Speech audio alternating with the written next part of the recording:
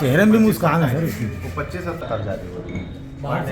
कल शाम को 5 बजे आसपास हमें सूचना मिली थी कि मोतीपुर इलाके में बाबूटोला नवा गांव में मड़ई हो रही है। वहां पे एक व्यक्ति घायल अवस्था में पड़ा हुआ है। तत्काल हमारे द्वारा मौके पर पहुंचा गया, वहां जाके देखे सीसीटीवी फुटेजेस और आसपास से हमें पता चला कि तो छवि लाल विश्वकर्मा जो 50 वर्ष के हैं, इनके ऊपर में जितेंद्र खरे जो इनके पड़ोस मतलब आसपास ही रहने वाला एक ही मोहल्ले के निवासी हैं, उनके द्वारा धारदार हथियार से जानलेवा हमला किया गया है, जिससे इनकी घटनास्थल पे ही इनकी मृत्यु हो गई है।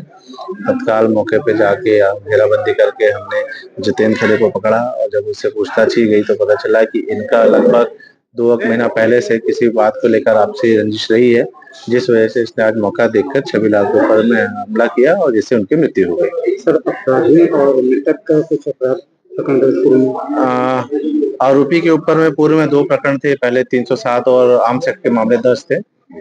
निर्दलीय इसके बारे में थोड़ा हमें पता है, तो अकस्मात ही